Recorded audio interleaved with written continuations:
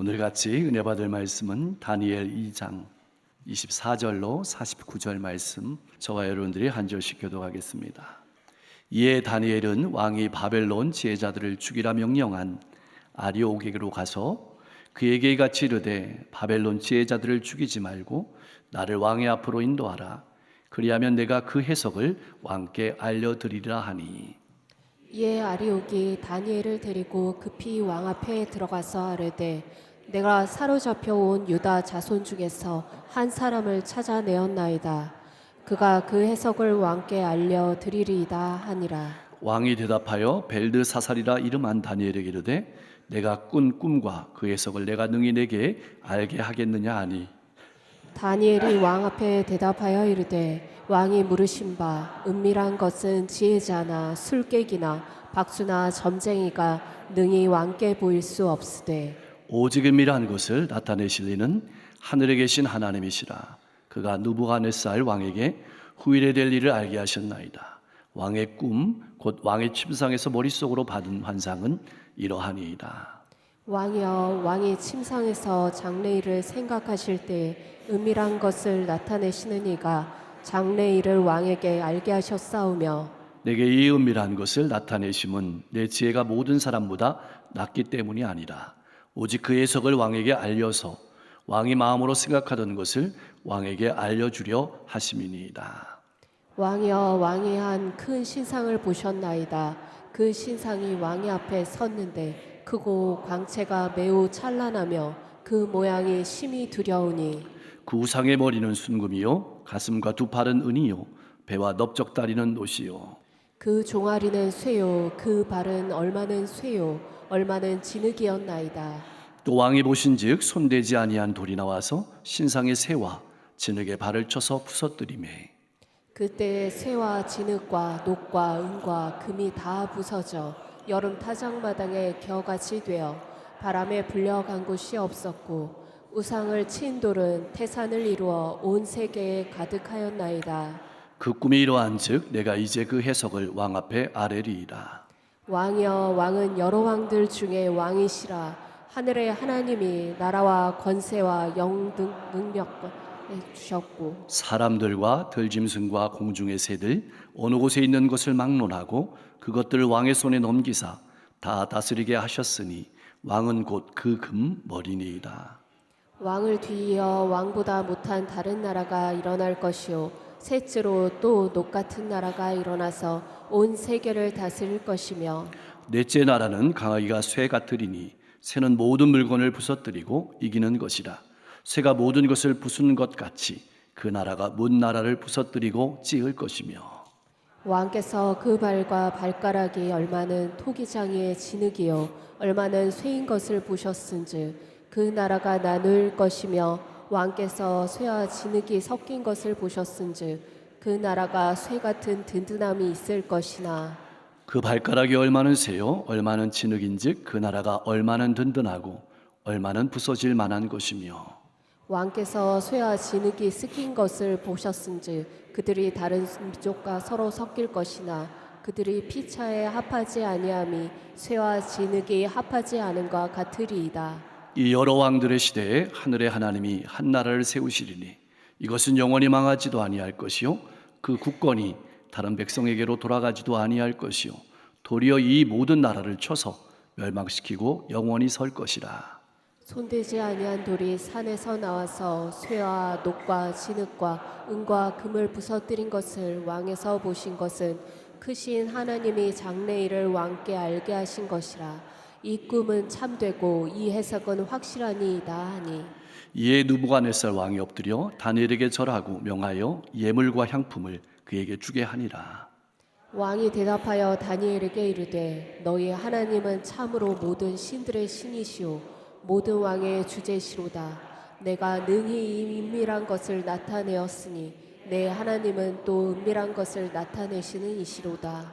왕이 이에 다니엘을 높여 귀한 선물을 많이 주며 그를 세워 바벨론 온 지방을 다스리게 하며 또 바벨론 모든 지혜자의 어른을 삼았으며, 왕이 또 다니엘의 요구대로 사드락과 메삭과 아벳느고를 세워 바벨론 지방의 일을 다스리게 하였고, 다니엘은 왕궁에 있었더라. 아멘. 왕으로 즉위한 지 얼마 지나지 않아서 바벨론 왕은 신비한 꿈을 꾸었는데 그 꿈의 의미를 알 수 없어서 마음이 괴로웠고 도저히 잠을 이룰 수가 없었습니다.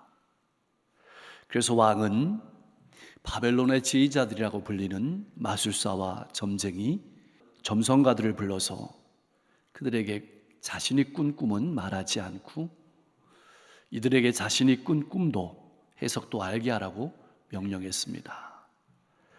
바벨론의 지혜자들이라는 이들은 이런 꿈을 꾸게 하는 신이 사람과 함께 살지 않아서 그 꿈의 내용을 알 수 없다고 하면서 꿈을 말해달라고 요청했습니다.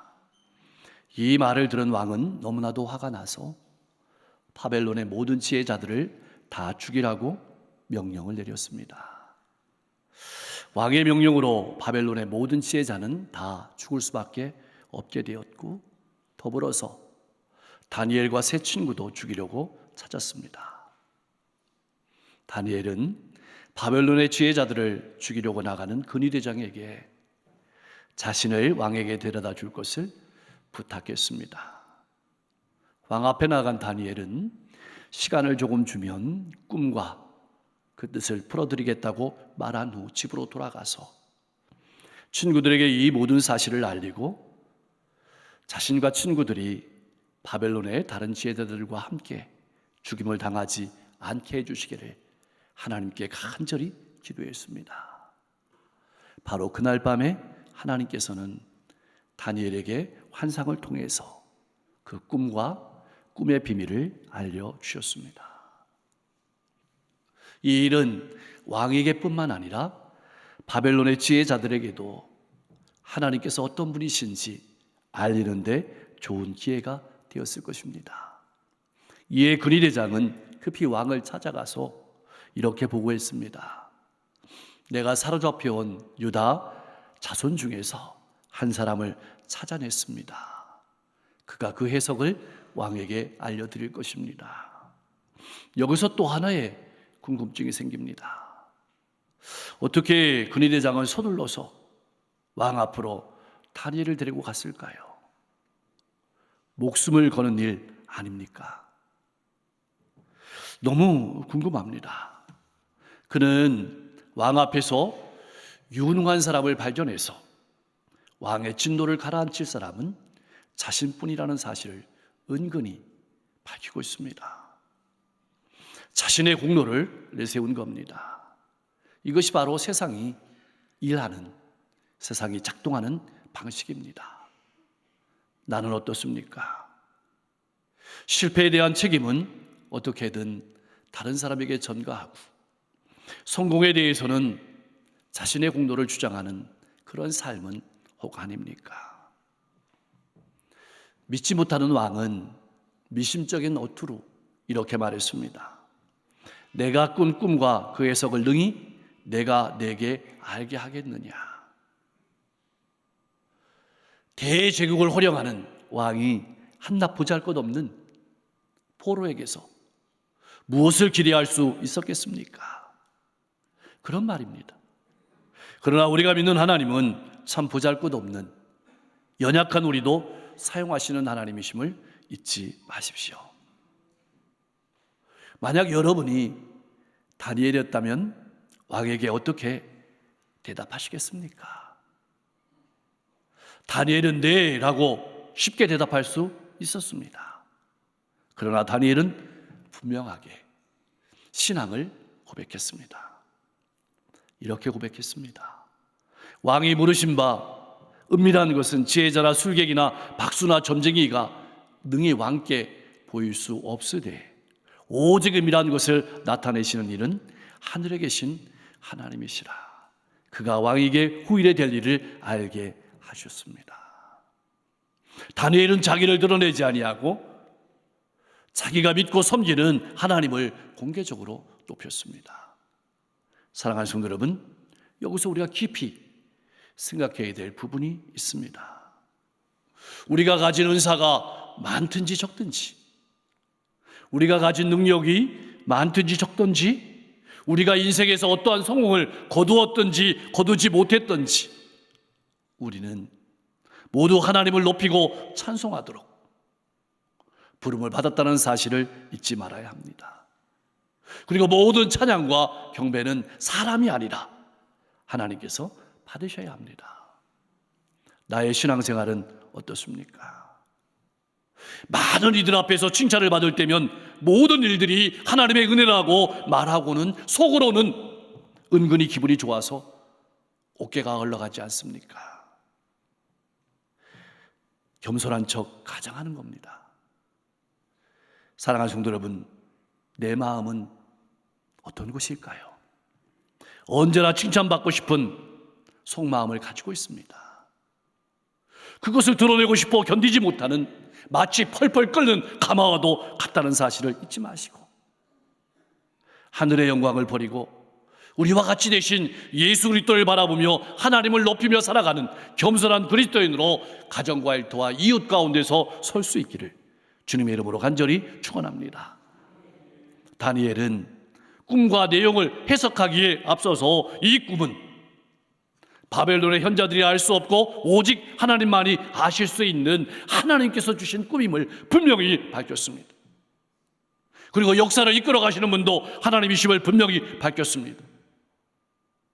다니엘은 자신을 왕이 꾼 꿈과 내용과 해석을 알게 한 것은 하나님의 초자연적인 역사이며 자신은 아무런 능력이 없음을 밝힘으로써 모든 것을 하나님의 영광으로 돌리고 있습니다. 나는 어떻습니까? 하나님을 아는 것으로 끝나는 삶은 아닙니까?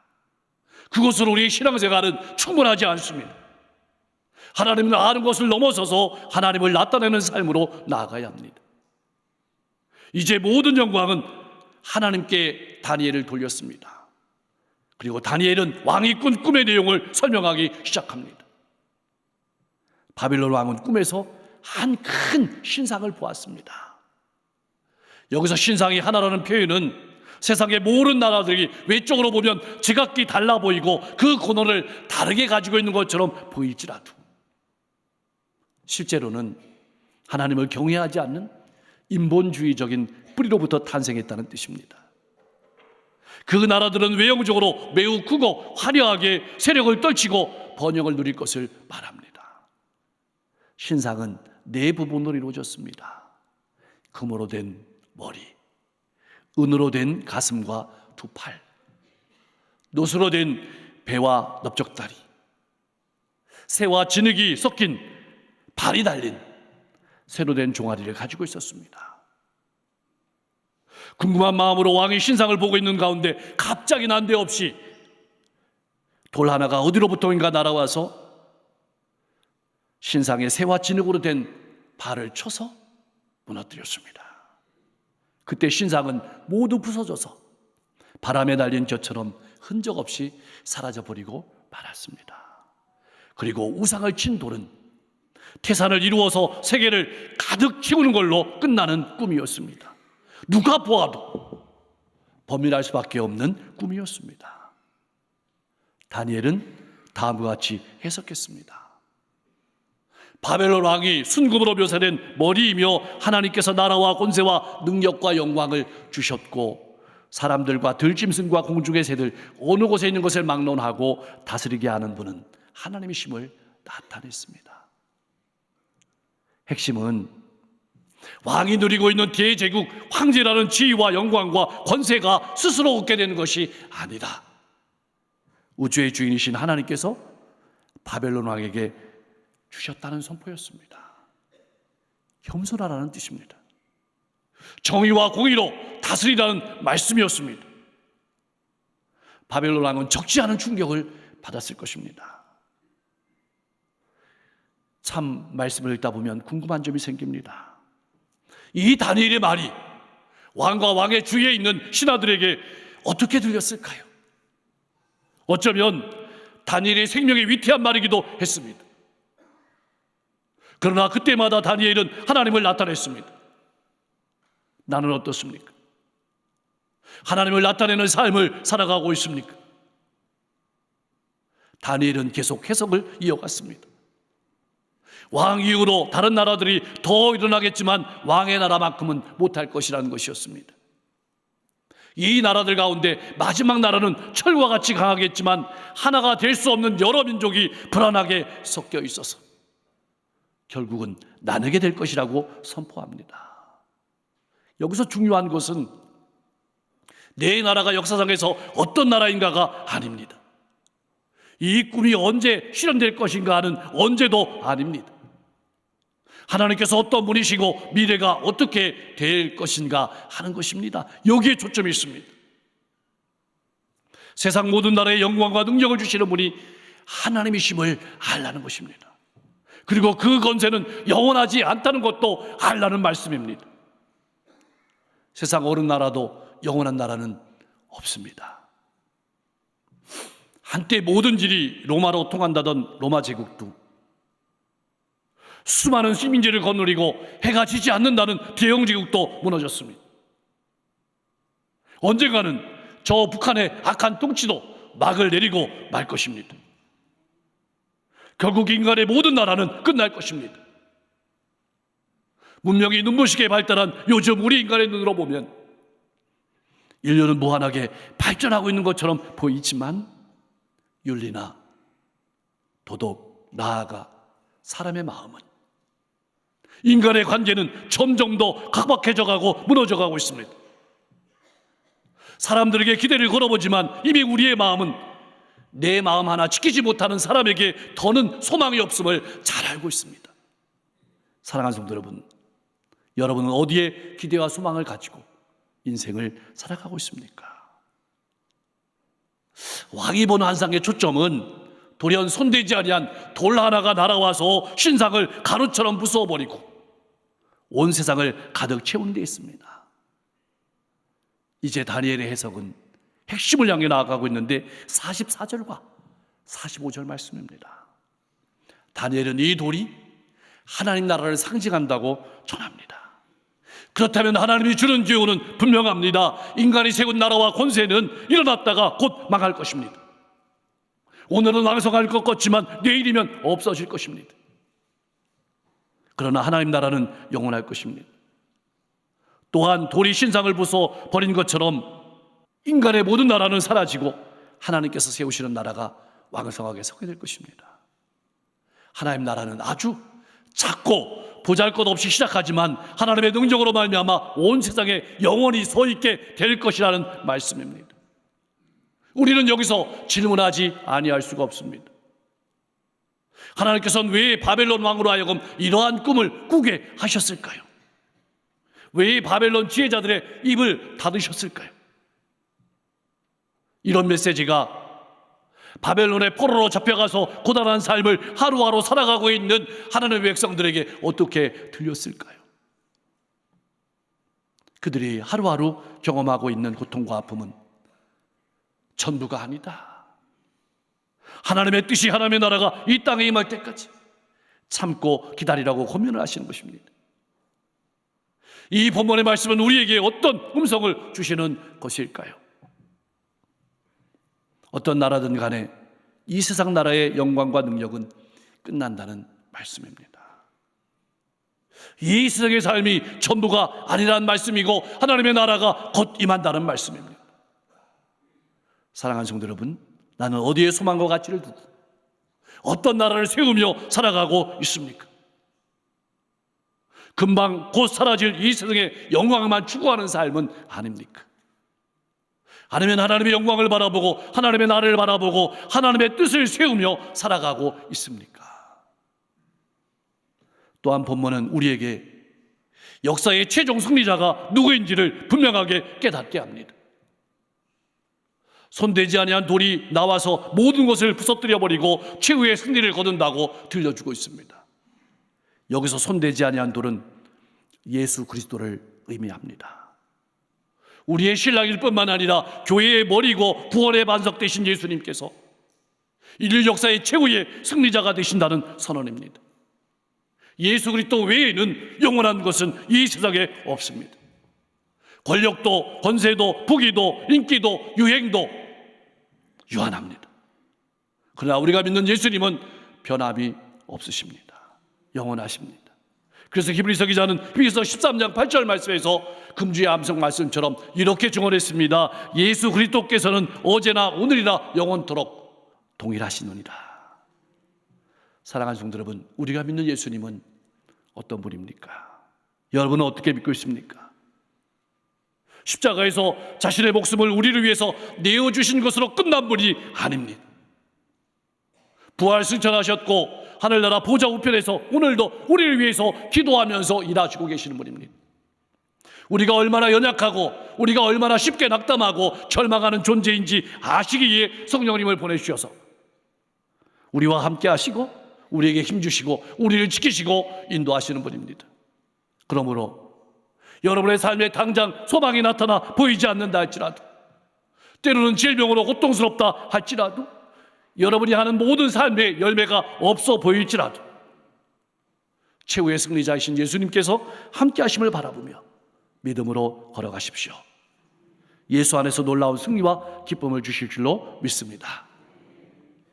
이해되지 않는 부분이 또 있습니다. 왕의 꿈은 바벨론이 멸망할 것이라는 꿈이었습니다. 그런데도 왜 왕은 다니엘에게 전했을까요? 다니엘이 하나님의 사자이기 때문입니다. 뿐만 아닙니다. 왕은 다니엘에게 예물도 향품도 주었습니다. 그리고 다니엘의 요청을 받아들여서 새 친구를 높여서 바벨론의 온 지방을 다스리게 하고 지혜자의 어른으로 삼았습니다. 이해가 되십니까? 지금 세상에서 가장 막강한 권력자가 보잘것없는 포로 앞에 엎드렸습니다. 다니엘과 함께 포로로 살아가는 이들이 이 이야기를 들었을 때 어떤 생각을 했을까요? 하나님의 백성들은 어떤 생각을 가지고 이 세상을 살아가야 할까요? 그들은 자신들이 믿는 하나님께서 힘이 없어서 그들을 바벨론으로 내준 걸로 생각했습니다. 그런데 그 막강한 바벨론 왕이 하나님을 가장 위대한 신으로 섬겼다는 사실은 도저히 믿어지지 않았을 것입니다.